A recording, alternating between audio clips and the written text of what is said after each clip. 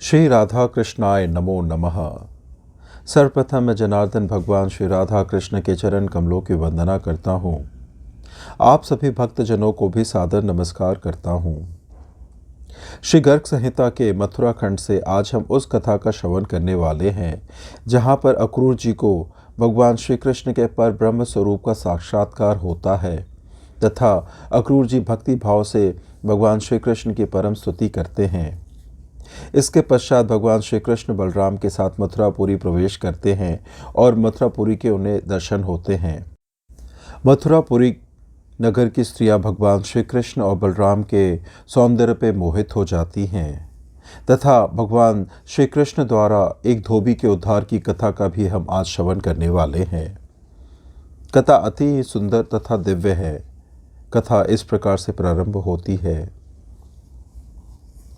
श्री नारद जी कहते हैं, राजन, अक्रूर और बलराम जी के साथ मथुरा के उपवन के पास पहुंचकर यमुना के निकट रथ रोककर भगवान श्री कृष्ण उतर गए और यमुना का जल पीकर पुनः रथ पर आ गए। तब उन दोनों भाइयों की आज्ञा ले अक्रूर जी यमुना जी के जल में स्नान के लिए गए और नित्य नैमित्तिक कर्म करने के लिए यमुना के निर्मल जल में उतरे। यमुना जी का जल अगाध था, उसमें बड़ी बड़ी भंवरें उठ रही थी। अक्रूर जी ने देखा उसी जल में बलराम और श्री कृष्ण दोनों भाई खड़े खड़े परस्पर बातें कर रहे हैं। नरेश्वर, यह देख अक्रूर जी चकित हो उठे और रथ पर जाकर देखा तो वहां भी वे दोनों भाई बैठे दिखाई दिए। फिर जल में आकर देखा तो वहां भी उनके दर्शन हुए।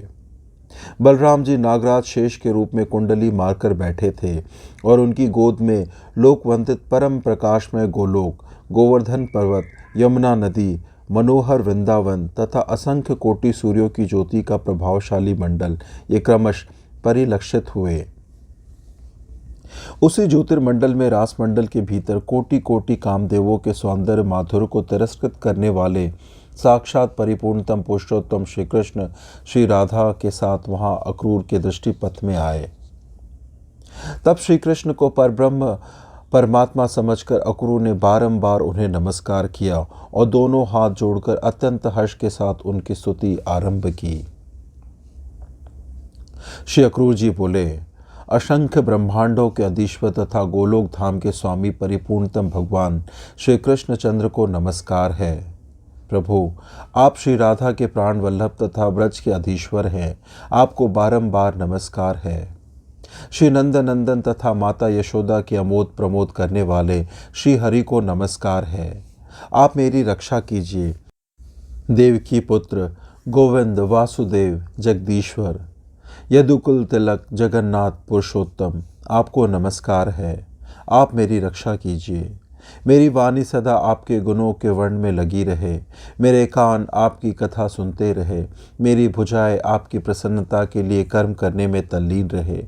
मन सदा आपके चरणार विंदों का चिंतन करे तथा दोनों नेत्र आपके प्रकाशमान एवं भव्य धाम विशेष के दर्शन में संलग्न हो। श्री नारद जी कहते हैं, राजन, जब इस प्रकार चकित होकर भगवान का वैभव देखते हुए अक्रूर जी स्तुति कर रहे थे, उसी समय भगवान श्री कृष्ण अपने लोक सहित वहीं अंतर्धान हो गए। तब उन्हें नमस्कार करके नैमित्तिक कर्म पूर्ण करने के पश्चात अक्रूर श्री कृष्ण को परब्रह्म स्वरूप जानकर विस्मय पूर्वक रथ पर आए। धनवत, गंभीर एवं स्निग्ध नाद करने वाले उस वायु वेगशाली रथ के द्वारा अक्रूर ने बलराम और श्री कृष्ण को दिन डूबते डूबते मथुरा पहुंचा दिया। वहां नगर के उपवन में नंदराज को देखकर यदुत्तम भगवान श्री कृष्ण हंसते हुए मेघ के समान गंभीर वाणी में अक्रूर जी से बोले। भगवान श्री कृष्ण ने कहा, मानद, अब आप अपने रथ के द्वारा मथुरापुरी में पधारे। मैं पीछे ग्वाल बालकों के साथ आऊँगा।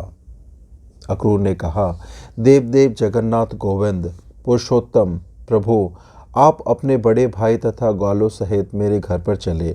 जगतपते, अपने चरणार विंदों की धूलि से आज मेरा घर पवित्र कीजिए। मैं आपको साथ लिए बिना अपने घर नहीं जाऊंगा।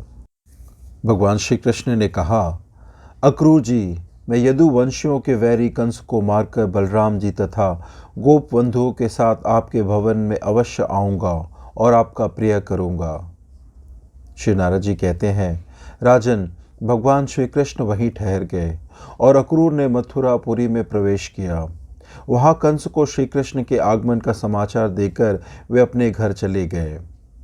दूसरे दिन बलराम और गोप बालकों के साथ मथुरापुरी को देखने के लिए उद्यत हुए गोविंद की ओर देखकर नंद ने यह बात कही। वत्स, सीधी तरह से मथुरापुरी को देखकर तुम सब लोग लौट आना। इसे गोकुल ना समझो, यहाँ कंस का महाभयंकर राज्य है। बहुत अच्छा कहकर भगवान श्री कृष्ण नंद द्वारा प्रेरित बड़े बूढ़ों ग्वालों और ग्वाल बालकों के साथ पुरी में गए। बलराम जी भी उनके साथ थे। दुर्ग से युक्त वह पुरी स्वर्ण एवं रत्न जटित सुंदर गृहों तथा गगनचुंबी महलों से देवताओं की राजधानी अमरावती के समान शोभा पाती थी। यमुना के तट पर रत्नों की सीढ़ियां बनी थी। वहां चंचल लहरों का कौतूहल देखते ही बनता था। उन सबसे तथा दिव्य नर नारियों युक्त वह नगरी अलकापुरी के समान शोभा पा रही थी। मथुरापुरी की शोभा निहारते और धनिकों के भवनों को देखते हुए श्री कृष्ण ग्वाल बालकों के साथ राजमार्ग पर आ गए। वसुदेव नंदन श्री कृष्ण के आगमन का समाचार सुनकर मथुरापुरी की स्त्रियां, जो उनके विषय में बहुत कुछ सुन चुकी थी, सारे कामकाज और शिशुओं को भी छोड़कर उन्हें देखने के लिए इस प्रकार दौड़ी मानो नदियां समुद्र की ओर भागी जा रही हो।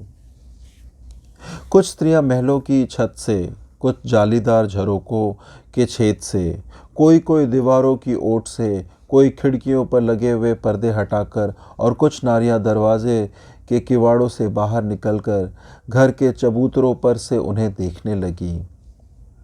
भगवान श्री कृष्ण का एक चंचल कुंतल भाग उनके मुख पर लटक रहा था, मानो उन्होंने अपने सामने वाले मनुष्यों के मन को हर लेने के लिए उसे धारण किया था, तथा दूसरा कुंतल भाग उन्होंने मुकुट के नीचे दबाकर पीछे की ओर लटका लिया था, मानो पीछे से आने वाले लोगों के मन को मोहने के लिए उसे उन्होंने पृष्ठभाग की ओर धारण किया था। उनका आधा पीतांबर कमर में बंधा हुआ चमक रहा था और आधा कंधे पर पड़ा नील मेघ के विद्युत की सी शोभा धारण कर रहा था। राजन, उन्होंने अपने एक हाथ में कमल और वक्षस्थल में वैजंती माला धारण कर रखी थी। कानों में नवीन मकराकर कुंडल पहने थे तथा बाल सूर्य के समान कांतिमान सोने के बाजूबंद से विभूषित बाहुमंडल वाले असंख्य ब्रह्मांडाधिपति परात्पर भगवान वसुदेव नंदन श्री कृष्ण को देखकर समस्त पूर्वासिनी स्त्रियां मोहित हो गई। नगरी की स्त्रियां बोली, अहो, वह वृंदावन कैसा रमणीय है जहाँ ये नंदन नंदन स्वयं निवास करते हैं। वे समस्त गोपगण भी धन्य है जो प्रतिदिन इनके मनोहर रूप का दर्शन करते रहते हैं। वे गोपंगनाएं भी धन्य है, न जाने उन्होंने कौन सा पुण्य किया है जो रास रंग में वे बारंबार उनके अधरामृत का पान किया करती हैं। श्री नारद जी कहते हैं, राजन, उस राजमार्ग पर एक कपड़ा रंगने वाला रजक जा रहा था। वह बड़ा घमंडी और उन्मत्त जान पड़ता था। ग्वाल बालों की अनुमति से मधुसूदन ने उससे कहा, मेरे महाबुद्धिमान मित्र, हमारे लिए सुंदर वस्त्र दे दो।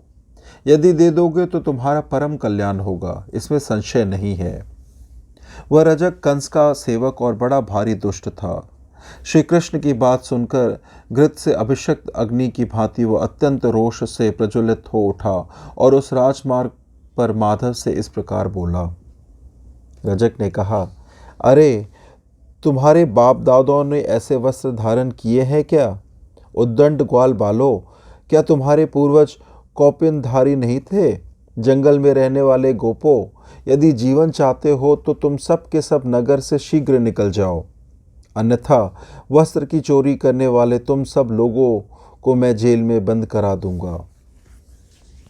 नारद जी कहते हैं, राजन, इस तरह की बातें करने वाले उस रजक के मस्तक को यदुकुल तिलक श्री कृष्ण ने खेल खेल में ही हाथ के अग्रभाग से ही मरोड़ दिया।